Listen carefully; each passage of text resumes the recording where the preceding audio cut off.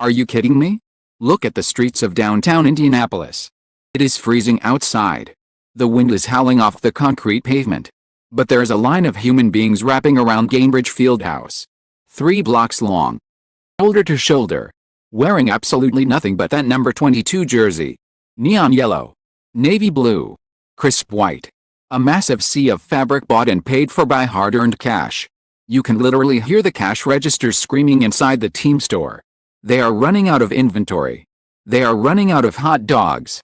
They are running out of physical space to put these screaming fans. The deafening roar of 17,000 people vibrating through the cold floor. It is a madhouse. An absolute gold rush. And yet, somehow, if you take an elevator up to the sterile, climate-controlled boardrooms in New York City, where the WNBA executives sit behind their polished mahogany desks, you get a completely different story. They are looking at spreadsheets. They are adjusting their designer glasses. And they are feeding the media the biggest lie of the century. $40 million. Gone. Poof. Vanished into thin air. They want you to believe the league is bleeding money. They want you to believe that the Caitlin Clark effect is just an illusion. A myth. A temporary hype train that didn't actually translate to the bottom line. The audacity. The sheer, unadulterated disrespect. You know exactly who is eating this up. The bitter veterans. The old guard who spent the entire 2024 season throwing cheap elbows at her neck. They are sitting on their little podcasts, sipping their overpriced lattes, and smirking. Do you hear them? See. Told you. She didn't change anything. We are still broke. Absolute garbage. We are not blind. We are not stupid. Let's do the math right here, right now. Because someone has to. Before Caitlin Clark stepped onto professional hardwood, this league was a charity case. Playing in front of empty plastic seats. You could hear a pin drop in the fourth quarter. They were practically begging television networks to broadcast their playoff games. Then number 22 arrived. Suddenly, networks are engaging in absolute bloodbaths to secure broadcasting rights. We are talking about a looming $2.2 billion television deal. Billion. With a B. Do you think Disney and Amazon are handing over $2 billion out of the kindness of their hearts? Do you think they are paying that kind of money to watch a bunch of bitter veterans shoot 30% from the floor? No. They are paying for the ratings machine. They are paying for the logo threes. They are paying for the greatest show on earth. So where did the $40 million go? I will tell you exactly what is happening. Breaking news. This is Hollywood accounting at its finest. This is a deliberate, calculated, sinister smokescreen. The executives know the collective bargaining agreement is about to explode. They know the players have the option to opt out. They know the reckoning is coming. If they admit they are swimming in cash, they lose their leverage. If they admit Caitlin Clark just single-handedly funded their entire operation, they have to pay up. So they manufacture a deficit. They hide the licensing fees. They manipulate the operating costs. They paint a picture of a struggling, fragile league that just can't afford to give the players a larger slice of the pie. It is a classic corporate shakedown. But they made one fatal miscalculation. They assumed the players were dumb. And more importantly, they assumed Caitlin Clark was just going to sit quietly and dribble the basketball. Big mistake. Massive. Catastrophic. Because while the executives were busy cooking the books, Clark was plotting her revenge. She didn't run to Twitter to complain. She didn't throw a tantrum in the post-game press conference. Just smiled. That cold, calculating, Midwestern smile. She knows exactly what she is worth. She knows she is the sole reason those lights are on in the arena. And she is about to leverage that power in a way this league has never seen before. This isn't just about basketball anymore. This is corporate warfare. This is a hostile takeover. And the WNBA front office is completely unarmed. Let's rewind for a second. Look at the charter flights. Decades, they told us charter flights were a mathematical impossibility. We simply don't have the funds, they said. It would bankrupt the league, they cried. Players were sleeping on dirty airport floors. 6'6" centers folding themselves into middle seats on commercial airlines. Delayed flights. Lost luggage. Complete humiliation for professional athletes. Then, an Indiana Fever guard gets drafted. Suddenly, within weeks, private jets are magically appearing on the concrete tarmac. The money materialized out of thin air. Like magic. Funny how that works, isn't it? Found the money when their golden ticket was threatened. They found the money when the optics of Caitlin Clark getting mobbed at a public baggage claim became a PR nightmare. Now that the real money is on the table, now that it is time to talk about revenue sharing, suddenly the pockets are empty again. Sorry, we are 40 million in the red. Give me a break. I want you to look at the sheer panic in that boardroom. The Engelbert pacing back and forth on the plush carpet, staring at the revenue charts. The Indiana Fever line graph goes straight up into the stratosphere. The rest of the league is flatlining. They are terrified. They are terrified of the monster they created.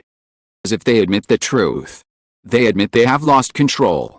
They admit that a 22-year-old kid from Iowa holds more political and financial power than the entire commissioner's office. And they cannot swallow that pill. Their fragile egos won't allow it. So they leak these numbers to the press. They feed the internet trolls. They give free ammunition to the haters. Hoping, praying, that the narrative shifts. Hoping the fans will buy the lie. But we see right through the thick smoke. We smell the sheer desperation. It reeks. Like cheap cologne masking a rotting lie. It is undeniable. Every time Caitlin Clark laces up those Kobe sneakers. Every time she steps onto the hardwood. She prints millions. She is a walking, breathing economic stimulus package. And the league is trying to steal her credit. They are trying to rob her of her legacy before it even fully begins. But the collective bargaining agreement is the ultimate weapon. It is the ticking time bomb sitting right under their mahogany desks. And the timer is almost out. You know what is funnier than a hater? A hater who suddenly realizes their sworn enemy is the only one who can pay their damn mortgage. Look at the WNBA Players Association. Look at the bitter veterans. Rewind the tape to 2024. Podcasts. The eye rolls.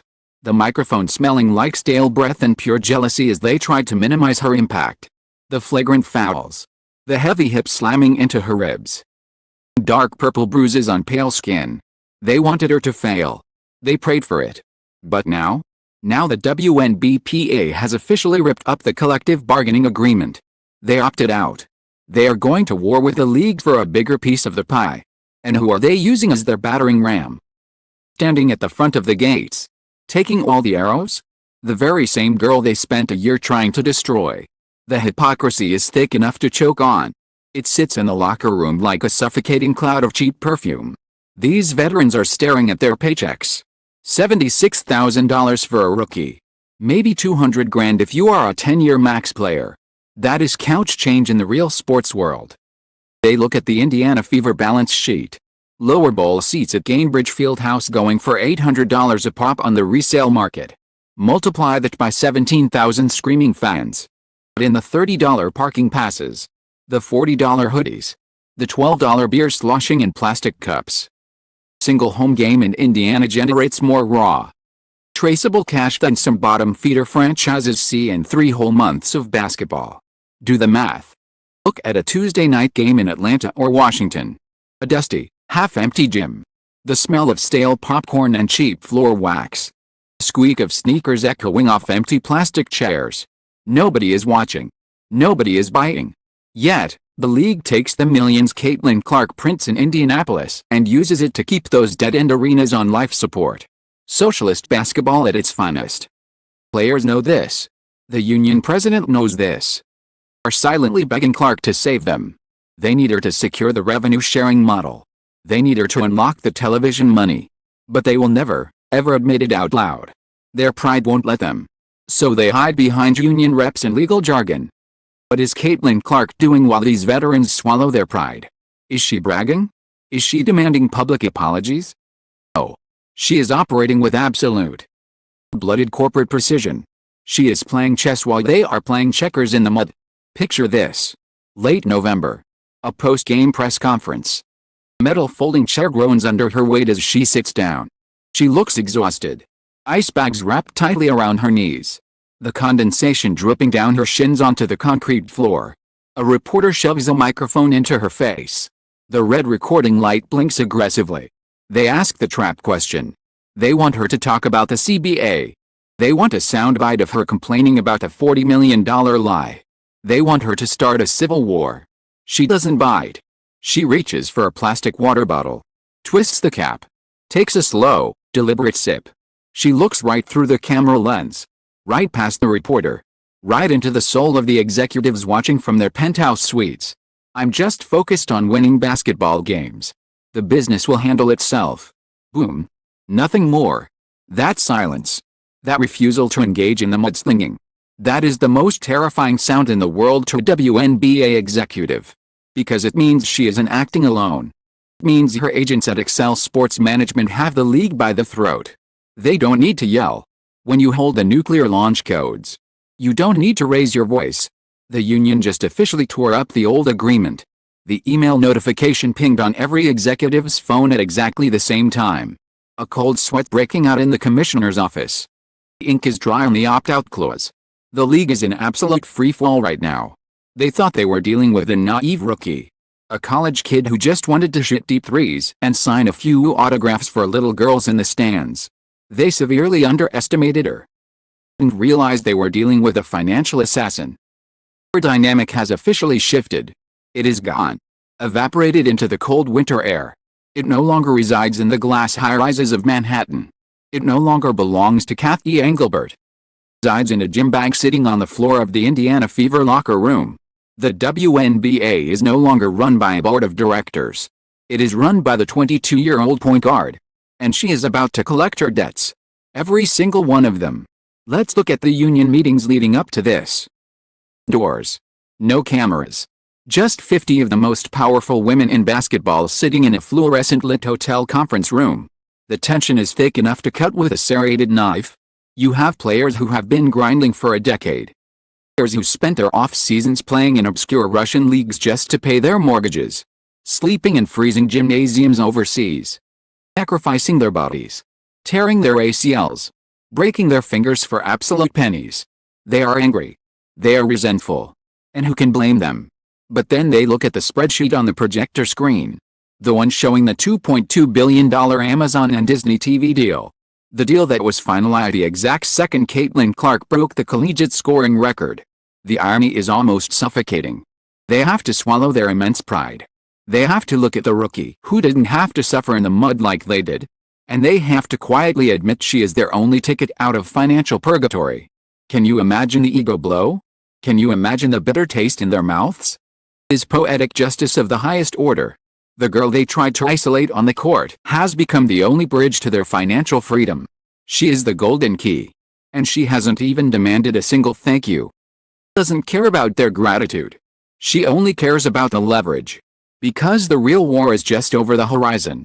The era of the WNBA underpaying its talent and hiding behind fake numbers is dead. Caitlin Clark just buried it. But she isn't done. You think ripping up the CBA was the endgame? Hardly. That was just the opening move. That was just clearing the board. The real bloodbath hasn't even started yet. While the executives are panicking about the union demands, they are desperately trying to find a way to keep their multi-million-dollar bonuses. Clark is already looking ahead. The Indiana front office finally got the message. They wanted her to just shut up and shoot threes. Instead, she put a financial gun to the head of the entire league. Welcome to the Clark Clause. This is not a negotiation anymore. This is a hostage situation. Look at the demands sitting on the table in that New York boardroom.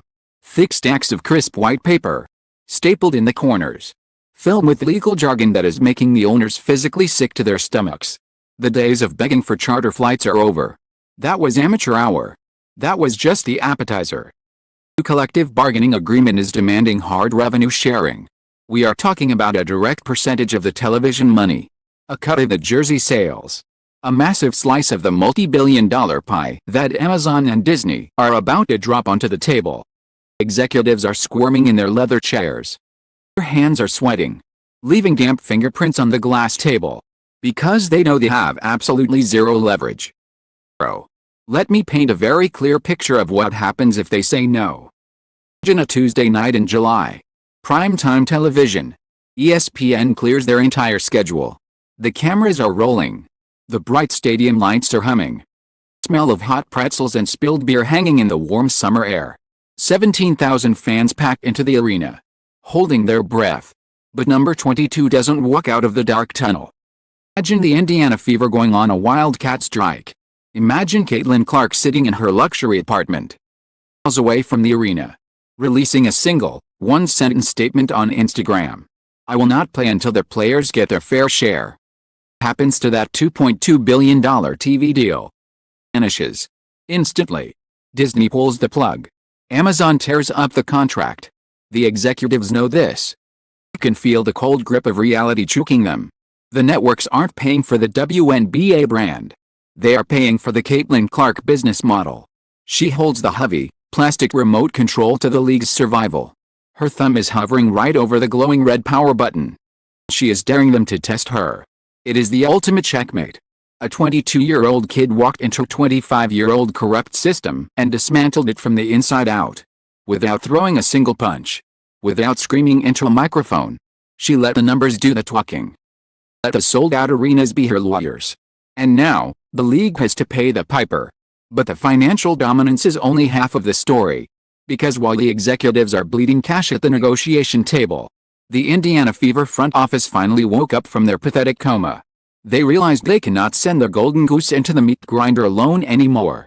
The 2024 and 2025 seasons were a complete disgrace.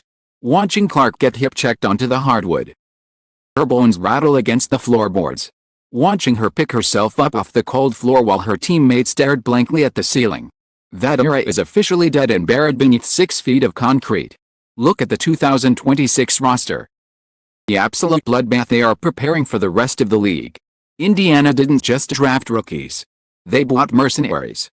Went out and found pure, unadulterated enforcers. Broad shoulders. Heavy elbows. Thick-skinned veterans who do not care about making friends, sharing hotel rooms, or smiling for the shiny cameras. They were brought in for one specific, violent job. To build a brick wall around number 22. Picture the first game of the 2026 season. The opposing team tries their usual garbage. Shot on a screen. A stray elbow under the basket. Sneaker stepping deliberately on her ankle. But this time, Clark doesn't have to look at the referee with wide, frustrated eyes. This time, a 6'4" enforcer steps right into the chest of the defender. A hard shove. A cold, dead stare. Sound of a heavy palm smacking against a jersey. The message is instantly delivered. You touch her, you pay for it in blood. The dynamic on the hardwood has completely shifted. Clark can finally just play basketball. Doesn't have to be the victim. She doesn't have to be the punching bag for jealous veterans. She can just be the most lethal offensive weapon in the history of the sport. Shooting from the logo with absolute impunity. Taking her wrist and watching the white nylon net snap back violently, while her bodyguards handle the dirty work in the paint. The rest of the league is terrified. You can see it in their frantic off-season moves. New York is desperately trying to build an illegal super team. Dallas is throwing money at anyone who can shoot a basketball. They are all panicking in their front offices. They're scrambling to find a defensive answer to a mathematical equation that simply cannot be solved. Because you cannot stop a player who shoots from 30 feet out. And you definitely cannot stop her when she is surrounded by players who will put you in the hospital for trying. The WNBA thought they could break her. The physicality would shatter her confidence and send her crying back to Iowa. They thought the $40 million lie would turn the fans against her. Wrong on every single front. Dead wrong. She didn't just survive the gauntlet. She bought the entire arena. She owns the television rights. She dictates the collective bargaining agreement. She is the judge, the jury, executioner of women's basketball. We are witnessing the greatest hostile takeover in the history of professional sports. A complete, systematic dismantling of an incompetent empire. And the craziest part? He is just getting started. The 2026 season is not going to be a competition. It's going to be a vengeance tour. A heavily televised, fully funded, unapologetic slaughter. And I am here for every single second of it. Caitlin Clark just rewrote the financial history of women's basketball. Next week, I am dropping the full, uncensored breakdown on the 3 specific enforcers Indiana is targeting to build her ultimate super team. Names will shock you. You do not want to miss this. Subscribe right now. Hit that bell icon so you don't miss the notification. And get down in the comments section immediately. Want to know who owes Caitlin Clark the biggest apology? Is it the commissioner? Is it the bitter veterans? Let me know down below.